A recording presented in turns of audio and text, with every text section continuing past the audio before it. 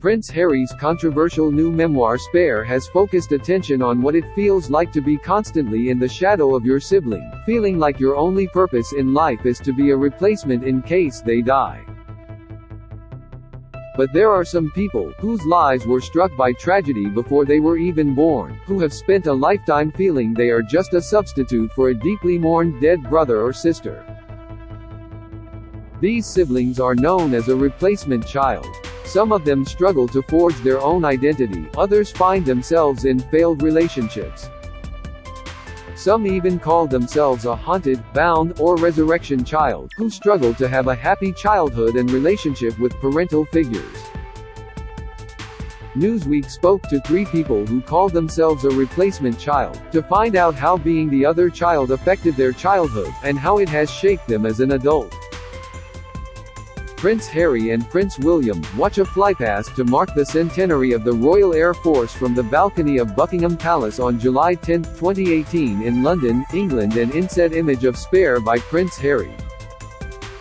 Prince Harry revealed he was told from a young age that he would need to give his organs to Prince William if needed.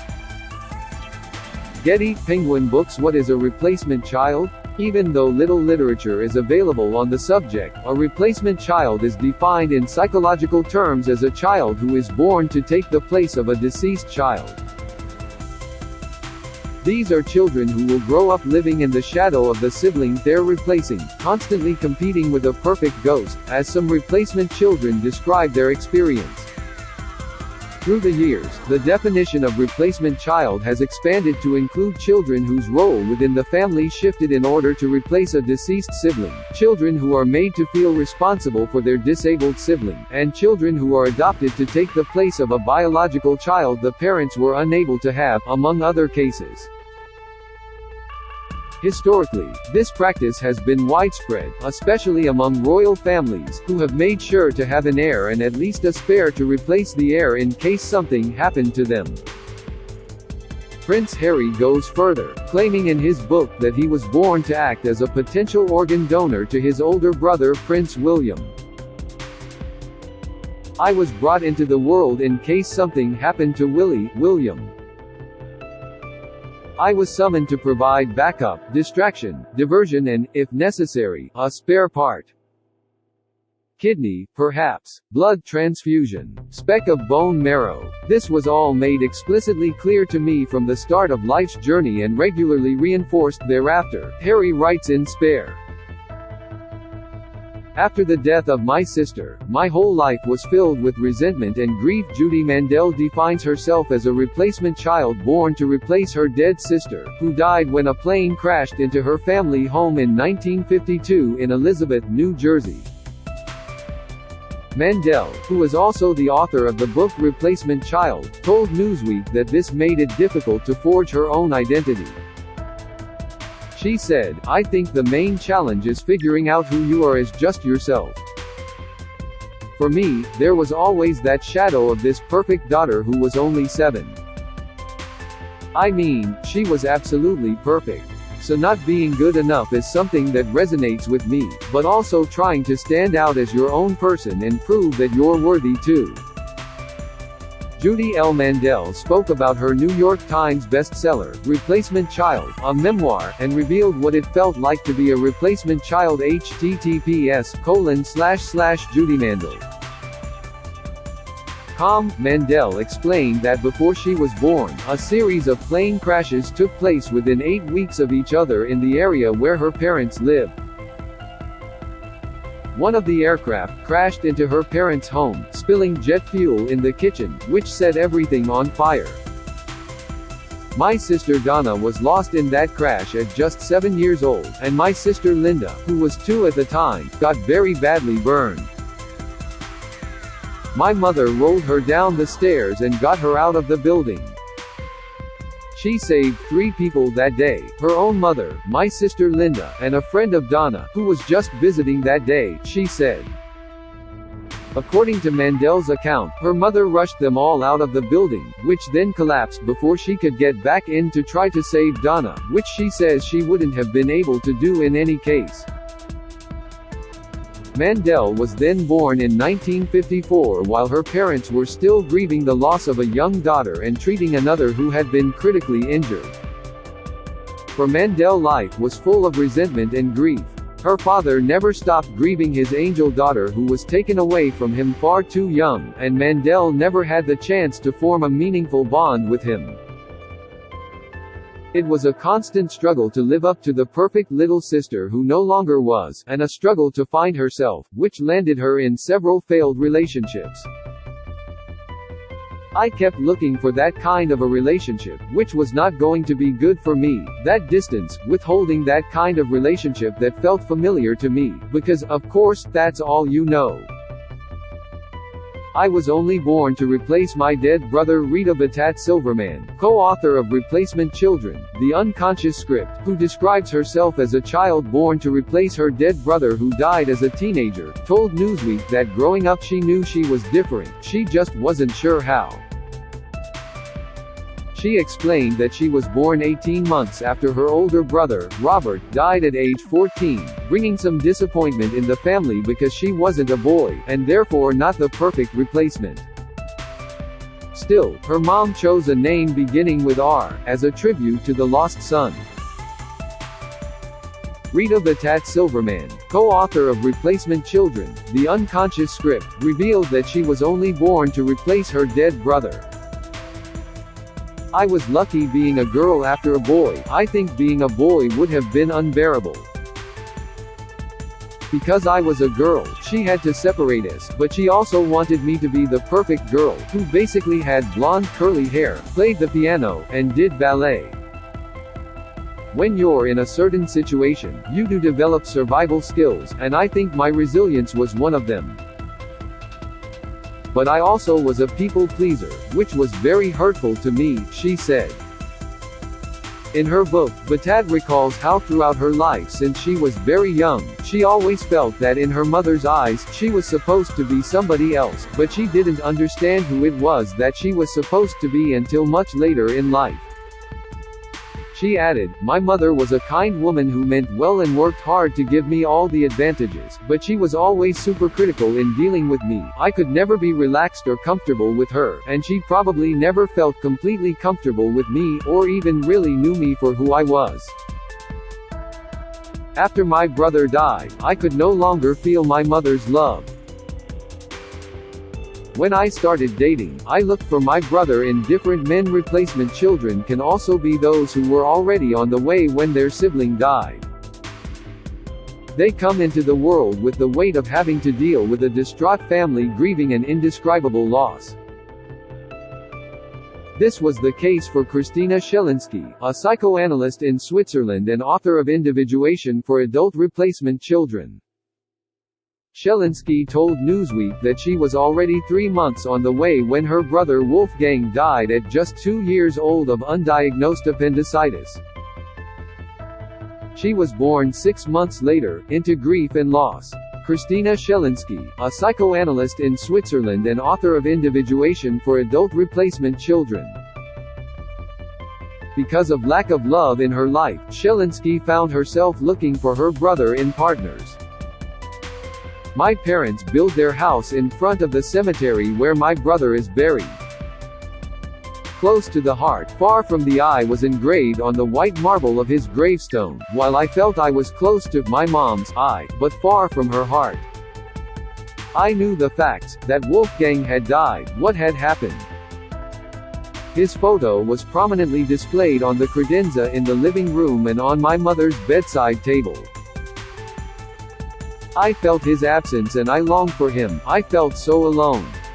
I could not feel my mother's love, I suppose because she was in mourning. She was destroyed by his death, hopeless, and depressed," she said.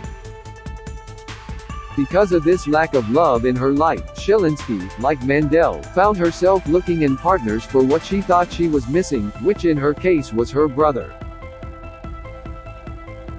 The effects were more relationally for me. The experience of his loss really determined the way I experienced love and the love that I was seeking. I was missing my brother, so I looked for a replacement lover. I wanted my brother back, and anybody who would fit the bill would make me fall in love. And so in a sense, I handed on this replacement wish to another person. The different types of replacement children. Not all replacement children live the same experiences. It mostly depends on how the parents handle their grief, and the challenge of raising and protecting another child. Chloe Carmichael, Ph.D., a clinical psychologist and the author of Nervous Energy, Harness the Power of Your Anxiety, told Newsweek that there are three main categories of replacement children, including the haunted, the bound, and the resurrected.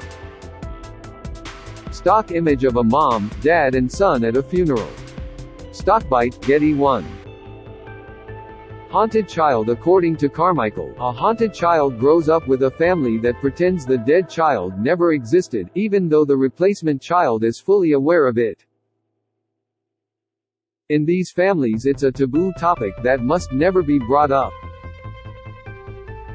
The way you deal with the first category is to break the pattern of non-acknowledgement and begin to reflect on how that pattern as a child might have shaped the way that you handle problems in general, she said. 2. Bound child. Some parents who experience the loss of a child tend to put the replacement child on a pedestal, trying to make up for what they couldn't do for the lost one. Carmichael said, the parents might overindulge the child, they might be overly protective of the child, putting them in a bubble like a doll because they're so afraid of something happening to this child, or because they're just so focused on appreciating them. They may fail to discipline the child or to allow them to go through life struggles which actually help to build up resilience, just because they're trying so hard to protect them. 3. Resurrected child. According to Carmichael, this is the most complex of the categories, where the parents make the new child vicariously live as the child who died. She said, maybe you feel pressure to do baseball because the lost child also loved baseball games, and if it feels like the positive feedback you get from your parents centers around your similarities with the lost child. You feel like your worth and the way that you get love is connected to how much you emulate the child who died. You feel like a replacement in the most literal sense, like a duplication of the lost child, and so it can be hard to separate how much of your personality is truly you and how much of it is just trying to contort yourself into being like this other person. Is Prince Harry a replacement child? Another type of replacement child could include the heir and a spare tradition within the British royal family. The heir and the spare phrase was in use for a long time before it was applied to Prince William and Harry. It was originally attributed to Consuelo Vanderbilt, wife of the Duke of Marlborough, who is said to have used it to refer to her sons John and Ivor Spencer Churchill after Ivor's birth in 1898. Prince Harry released his tell-all book Spare on the 10th of January 2023. It was ghostwritten by J.R. Moehringer and published by Penguin Random House. Scott Olson, Getty. Before modern medicine, the death of an heir was much more likely, so the common practice among monarchs was to try to have a spare heir to ensure the throne would be passed down their bloodline, rather than an extended family member. However, Prince Harry's new claim brings a whole new meaning to spare. His suggestion, in his book, means that not only was he born in case of the death of the heir, Prince William, but he was born to provide his organs to the heir too. Harry recounts that he was 20 when he was first told a story of the then Prince Charles' reaction to Princess Diana when she gave birth to Harry in 1984. "Wonderful, now you've given me an heir and a spare, my work is done," he is alleged to have said. Some social media users pointed out that Harry's claims closely resemble a plot point of the 2004 novel by Jodi Picoult titled My Sister's Keeper. In the novel, and later the 2009 movie starring Cameron Diaz, a young girl sues her parents for emancipation after being told to donate a kidney to her critically ill older sister. Signs you are a replacement child. Not all replacement children are aware of their circumstances. In fact, Shelinsky, Mandel, and Batad all found out their truth once they were older and began to research into their pain. They then set up the Replacement Children Forum, to spread awareness of the replacement child condition and the long-term influences it has on adult replacement children. Stock image of a girl looking out of her window. Getty Images 1. You want to be center of attention according to Shelinsky, as both a psychoanalyst and a replacement child herself. A sign could be a child that is attention-grabbing. This was confirmed by Mandel, who said that throughout her childhood she had to be a little performer to get the attention that she was deprived of. She said, "I tried to be the center of attention because I was not. My sister was in the hospital every year, and she got all the attention, so I would dress up, I would dance, I would sing, I became like a little performer to get that attention that I needed." 2. You had to parent your grieving parents. Another sign, according to Shelinsky, is a child who is basically parenting their grieving parents, trying to constantly please them and make them happy. 3. You were an aggressive and/or rebellious child. It could be an aggressive and/or rebellious child, according to Shelinsky, recalling an event she witnessed during her training, where a child had so much repressed anger that he told his psychologist he was going to kill her. She said, this child was acting out something in his psyche that needed to be seen. The dead child needed to be gone, and he projected that child onto the therapist, who, she said, with the limited resources they had at the time, wasn't able to truly unpack his anger. The dead child is a phantom into the replacement child, and that phantom needs to be killed in a sense, or needs to be get rid of symbolically. Of course, nobody's supposed to kill anybody, but it needs to be recognized that this dead child is living in them and needs to get out, she added. Read more. Prince Harry's claim he was born to be William's organ donor stuns fans. Parents having another baby to replace sick son slammed. Regret him. I lost my husband.